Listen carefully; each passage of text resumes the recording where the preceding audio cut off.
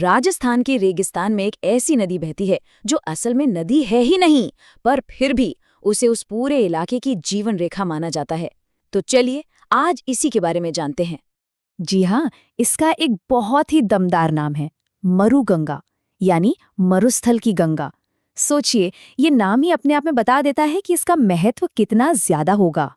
पर सवाल तो यही है कि आखिर एक नहर, सिर्फ एक नहर, पूरे के पूरे रेगिस्तान की जीवन रेखा बन कैसे सकती है? चलिए इस सवाल का जवाब ढूंढते हैं। इस पूरी कहानी को समझने के लिए ना हमें थोड़ा सा पीछे जाना होगा, उस वक्त में जब ये नहर सिर्फ एक ख्याल थी और रेगिस्तान की जमीन सचमुच प्यासी थी। जरा सोच कर देखिए, एक ऐसी जगह जहां पीने के पानी के लिए लोगों को मीलों पैदल चलना पड़ता था, रोज। ये थार रेगिस्तान की एक बहुत ही कठोर सच्चाई थी। पानी की हर एक बूंद कीमती थी।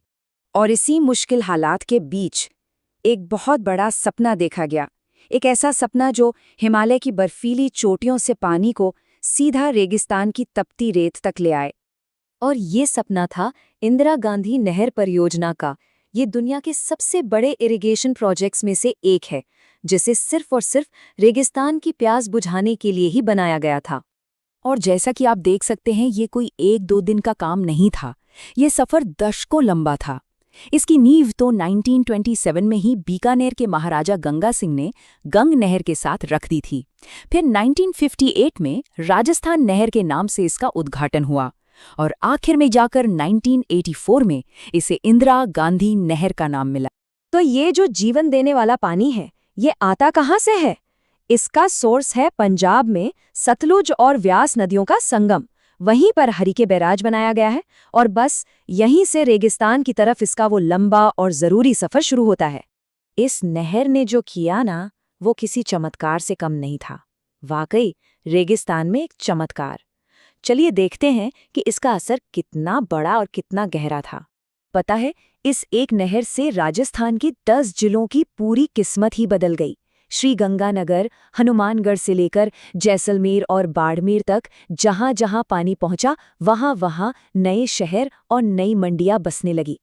और वो जमीन जो कभी एकदम सूखी पड़ी रहती थी, अब वहां 16,000 हेक्टेयर से भी ज्यादा जमीन पर खेती होने लगी। इससे पूरा का पूरा फार्मिंग पैटर्न ही बदल गया। अब वहां सरसों, कपास जैसी फसलें लहलहाने लगी। अब जरा इंजीनियरिंग का कमाल देखिए। इस मेन नहर से 7 बड़ी बड़ी लिफ्ट नहरें निकाली गई। ये नहरें क्या करती हैं?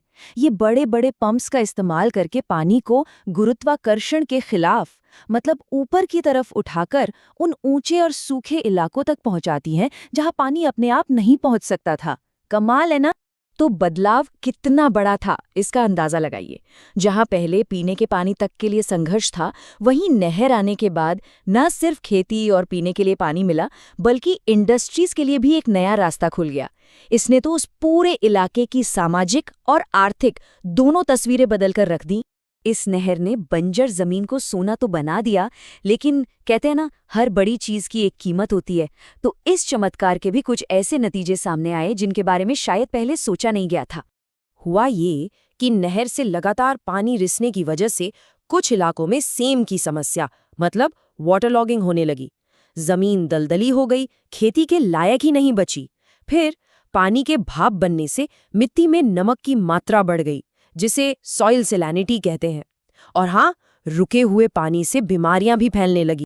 तो अब सवाल ये उठता है कि इस जीवन रेखा का भविष्य क्या है?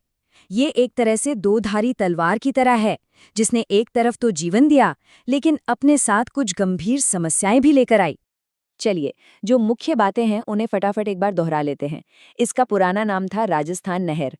प्यार से इसे मरुगंगा भी कहते हैं। इसका आखिरी छोर बाड़मेर में गडरा रोड तक है और इससे राजस्थान के 10 जिलों को सीधा सीधा फायदा मिलता है। तो ये मरुगंगा जीवन तो देती है, इसमें कोई शक नहीं।